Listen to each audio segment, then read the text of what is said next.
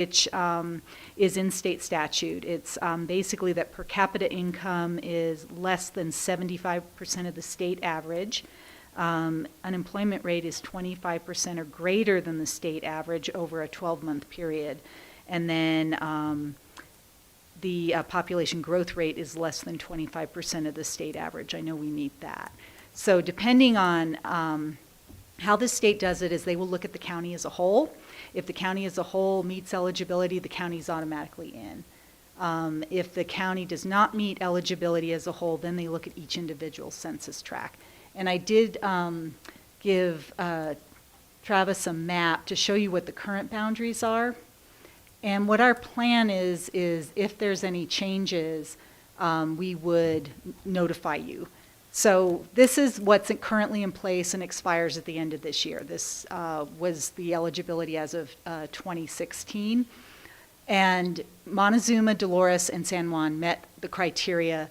You have to meet at least 3 of the criteria. So you can see in the box above was basically looking at each of those different criteria, and it's a yes or a no. So if you meet more than 3 of them, your county is automatically in. La Plata and Archuleta did not as a county, so then we looked at each individual census tract, and you can see La Plata had a lot of census tracts that were not considered eligible. So the businesses in those that actually are physically located in any of the red areas could not utilize enterprise zone. But we're required to ask each county if they want to participate. So that's part of the letter today. Does the county want to be included if eligible, and included by whatever is eligible? We also sent a letter to the Ute Mountain Ute tribe because they can exclude their tribal lands if they want to. They have not, but you know, we always ask. So we're going to all the counties to see if they want to be included, even though right now we don't know exactly what will or will not be included.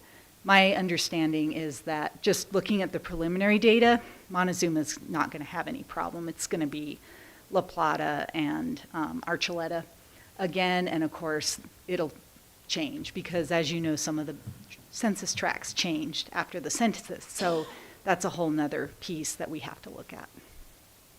So the letter today is asking for you to continue participating in the enterprise zone, and also that you have no objection to Region 9 continuing to be the administrator of that zone. It's the same 5-county area, and that what we do is we basically provide the information to the CPAs, we certify the credits, we work with nonprofit projects that become designated so that their donations can receive tax credits, and basically work with the state on the annual reporting and things like that. So if you did not want us to serve in that role, it's usually a region or a COG that has traditionally served in the role, because there are 16 zones in the state. There's 14 regions, and then the other 2 zones are actually in the metro areas, just because they're so dense that, you know, there's kind of bits and pieces that are eligible, and they sort of organize those. And it's just more familiarity with the area. But that's my proposal in a nutshell, and I'm happy to answer any questions. I guess I do have one question because I guess I didn't realize that it was even farm and ranch. That's the first time I think I've ever actually had that expressed to me, which is good. Mm-hmm. But I think on the other side of that, does everybody really understand what tax credits are? I would say no, that's ongoing. The good thing is in Montezuma in particular, the CPAs, if you get your taxes done by a tax preparer, they automatically will include you in enterprise zone. Like I know Commissioner Koppenhofer's, you're included in the enterprise zone and you get tax credits automatically. I mean, if you're eligible, but a lot of the CPAs do that automatically. It's the small businesses that don't use a tax preparer, and that's where we do a lot of kind of the marketing, where every time we have contact with a business, we give them information on the enterprise zone. But, you know, it is a little bit hit and miss. I mean, it really is. And then in some of the counties, obviously, if they're in an area that's not eligible, you know, we try to be careful and, you know, not sell them on it and then they can't use it. Right. So. So that education or, I don't know, or awareness maybe is better, so the CPAs are aware of it. I mean, how do we make people more aware of that? If it is a beneficial, I mean, We've been doing presentations. So for example, we did a presentation through the Cortale Retail Enhancement District. We did one of their meetings. We always do a presentation in each county through either a chamber. We've done the Mancos Chamber, not so much Cortez. But so what about like with the Farm Bureau? I mean, because Oh, that's a good don't they idea. have regular, I guess I'm just trying to, yeah, looking at oh no, I'm more open to that. to my constituency that's out to the west, Mm-hmm. specifically into the farm and ranch area, because I'm not sure I mean, maybe they all know, but It all depends on whether they're, like she said, whether they're having an account that actually Do it. is, will do that stuff. If, as long as you do, well, they'll put you they'll into put you it, but automatically into As that. far as actually knowing about that, I'm like you, it would probably help if we could Would it get be- the word out there more to them, Worth because a while to look at extension? Would extension have any information on it? I don't know, that's why I'm just asking. They I mean, do. I would, I actually met with Emily, and she just Okay. had that Annie's project, which was a whole series for women agricultural producers, and we actually presented at that.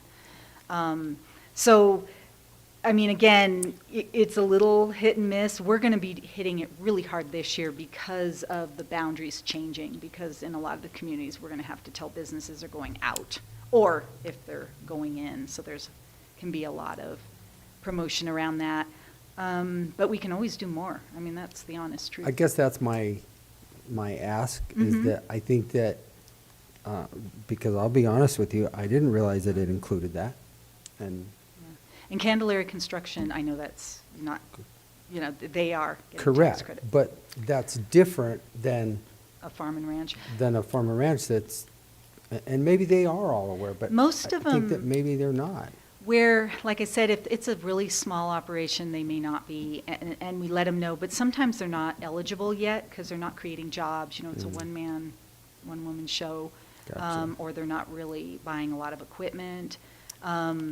But where we're finding the biggest issue, and we have a list of all the CPAs, so we send them updates, like we'll be communicating a lot this next year, but a lot of folks have tax preparers, say, in New Mexico, and so that's where they're not as aware of like the state credits because they're in a Oh. different state. So some of our larger companies, they use, a CPA firm that's, based in Houston or something. So we've done a lot of outreach on that. But it's the small business that we miss. I'll tell you, I mean, AT&T and Spectrum, they all know and they're using it. So. What about the online tax preparers, like TurboTax? Do they, Actually, they wouldn't provide a lot of information, but if you do submit your state taxes through TurboTax, they actually have an enterprise zone line item.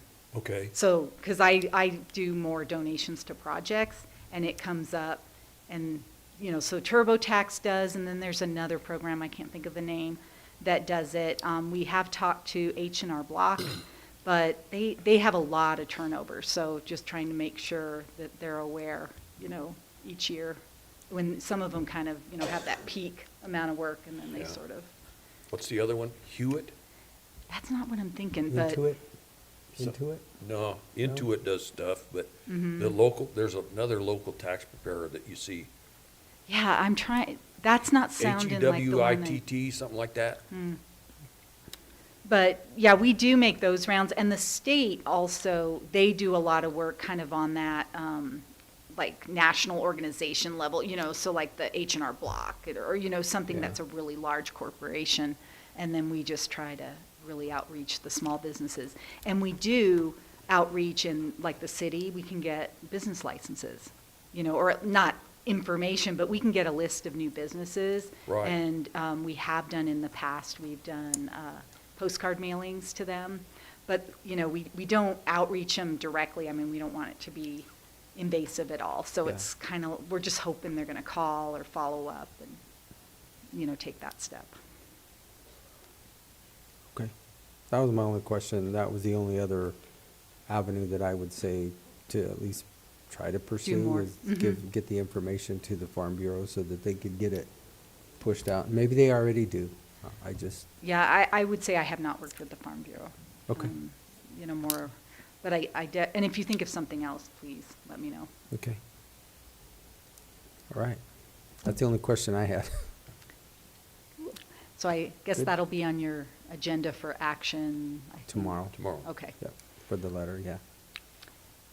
Yeah, Okay. and then the only other thing I had was, I just wanted to let you know, we've updated our livable wage report, and that Mhm. is in your packet. And obviously, I won't read it to you, just kidding. But I did want to highlight just a couple things for your information. So what this is based on, and we've been doing this since 1999, so we update it every 2 years. And we use a national, it's a self-sufficiency budget. So it's basically kind of how they establish, you know, poverty levels and things like that. They look at, you know, what does somebody need to survive, you know, in terms of housing, health insurance, food, clothing, you know, all of those pieces. And that basic expenditure budget is then localized, and we localize it with local childcare rates and local housing rates based on each county, because we know they're all so different.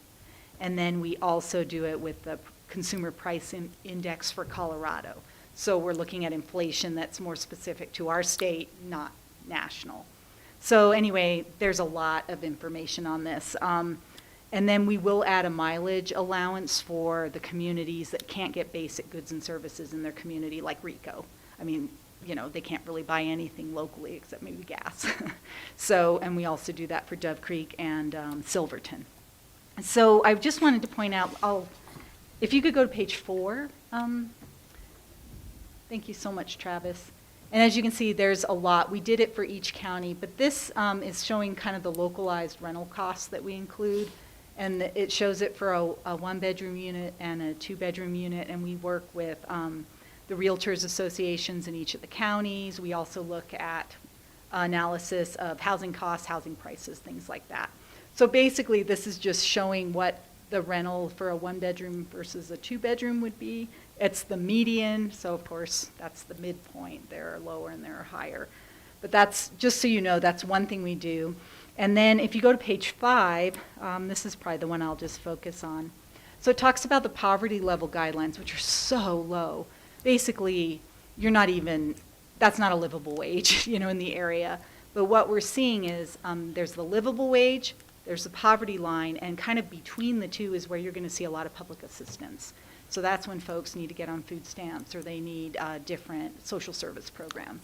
So the livable wage is broken down by community, and believe it or not, Dolores and Cortez are actually the least expensive place to live in our region, with Pagosa Springs being the most expensive. And that. it breaks it down. And so in a nutshell, what this is saying, I'll just use Mancos as an example, that basically, and there is a description of what's in that basic expenditure budgets. I'll show you that.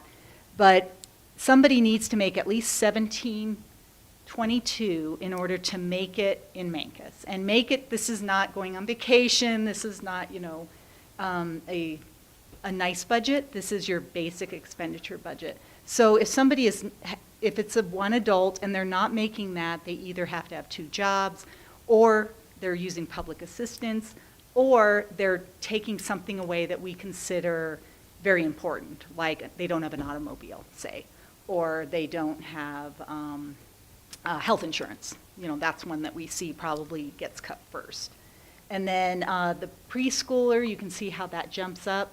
And when I say one adult, that's just to indicate that if somebody is a single parent, just what that burden becomes with a child.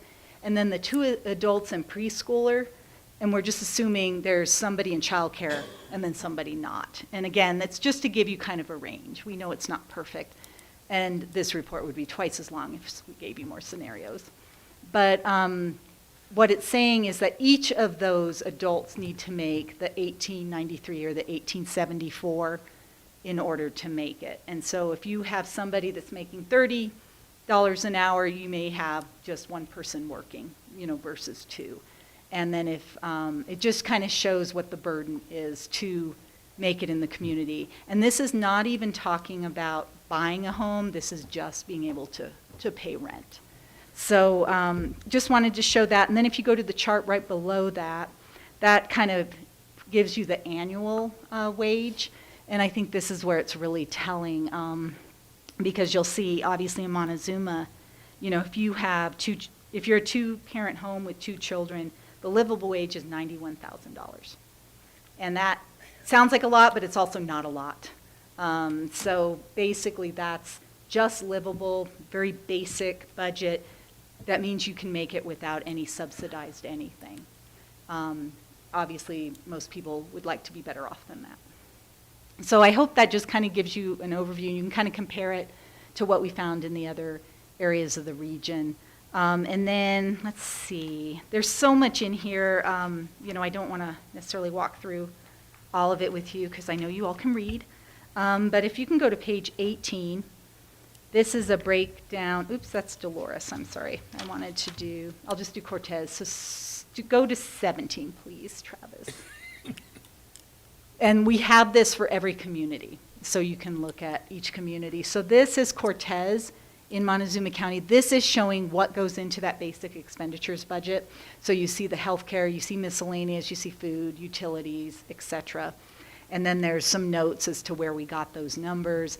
And again, it basically calculates out the self-sufficiency wage and then the hourly wage for each working adult, the number of jobs you would need at minimum wage to make it, which looks like most people would need 2 jobs in order to make it, in kind of Montezuma County. They also include like emergency savings, and that's so small. I mean, it's really basic. And then if you go right below that chart, there's a graph that Heather had us put in, and those of you know Heather, she's our presenter. And this is really showing the breakdown of how much of each of these pieces cost, kind of more in a graphic type of format. So this is just more educational because we can also compare how cost of living is increasing. We're seeing increased use in our, social service system.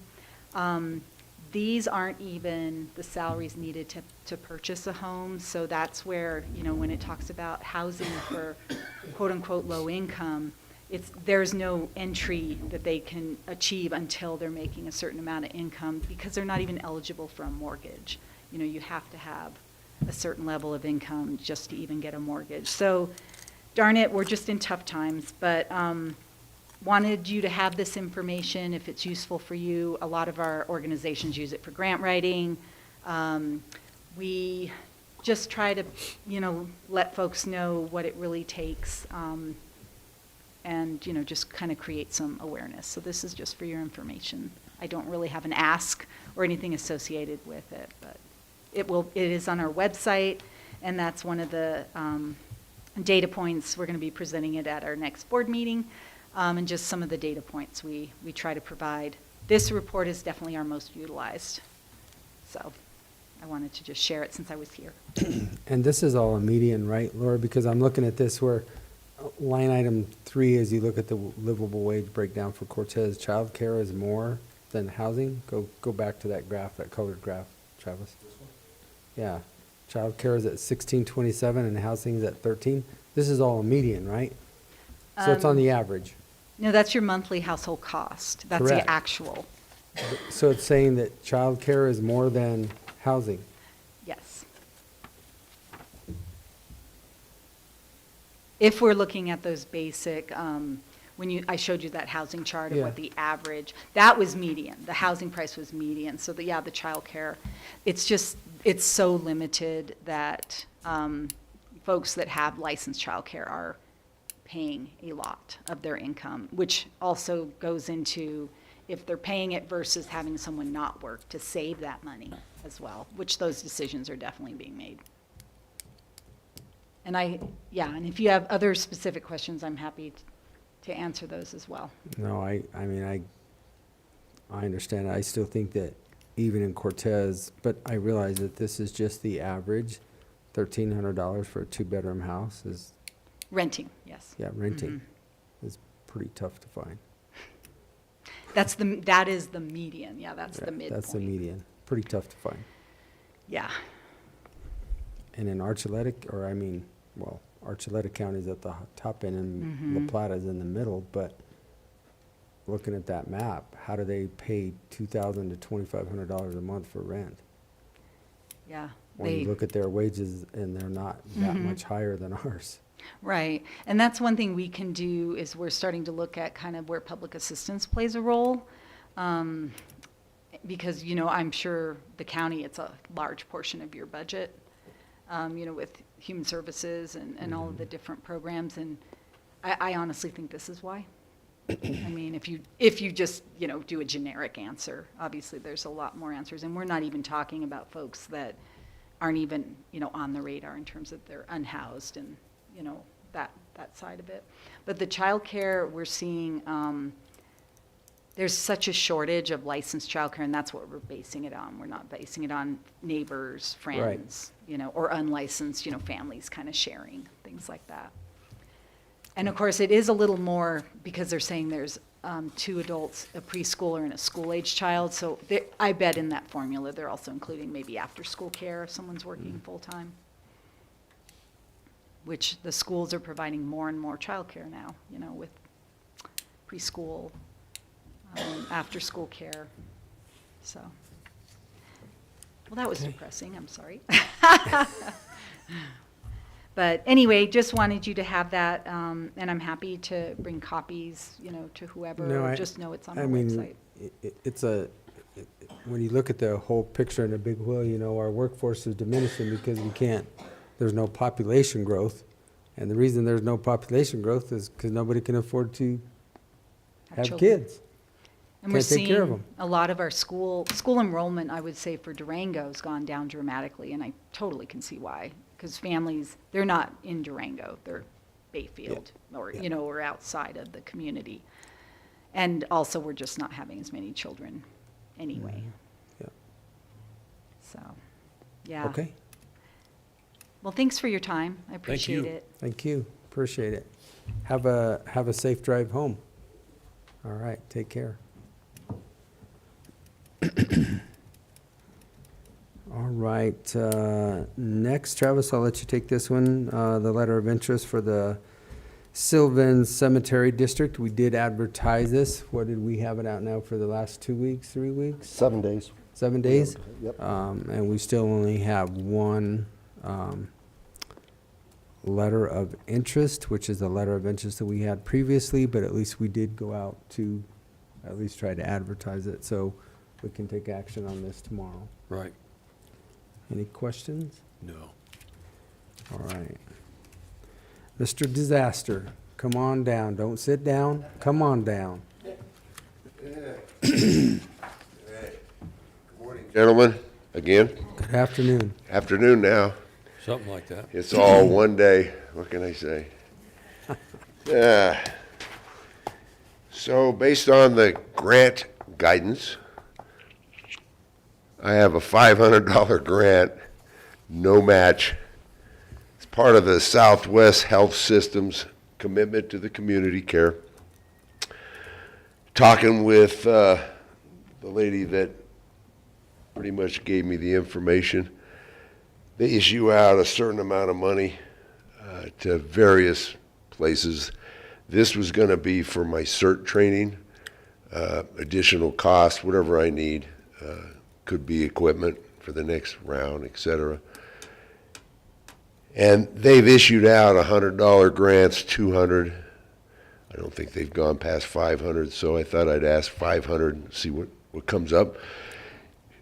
She said it would basically be on the list of who gets it, who doesn't, when they get done. So if we were to get it, I'd rather not waste everybody's time. Wanted to go through you guys, make sure the $500 will work, but it's no match. Pretty simple. Kind of like the Lower Foundation thing. Mm-hmm. And I know you guys say, go get some money, so I got $500. How many people graduated from that last CERT class? I think she said 18, maybe? 18? Oh, I'm sorry, the cert? From the cert class, Uh, because this is kind of where the Yeah. the go bags Yep. and all that stuff is going to, Yep, it's correct? 21 people, 21? and we probably have a good 12 that are very active. They come to all the trainings, et cetera, bring their go kits, do all the training, et cetera, and probably 8 that go to even more trainings throughout the, monthly trainings. So it's pretty good. And we've got a lot of interest. More people want to kind of join, so never hurts to have more. You get your cadre, and then you get those that really will attend and those that are go-getters. So it's working out pretty good. Yeah. Okay. I don't have any other questions, you guys? Looks good. Okay, Pretty simple. all right. I'll leave the form. Now add about 3 zeros behind that and bring us something that makes. I'm working on it. Or 4 zeros. I'm just trying to be reasonable. Yes, sir. Me too. I know I won't go there. Yeah. Department of Homeland Security, yeah, right? I just saw those statistics, so. But I think they're opening it up to local public safety, blah, blah, blah, but we'll see. We'll see what happens on all that. Okay. But more money to come. Working on it. All right. Thank you, Jim. Thanks, gentlemen. All right, gentlemen, and that is the end of our agenda. So we are adjourned at 2:00. Thank you all for coming.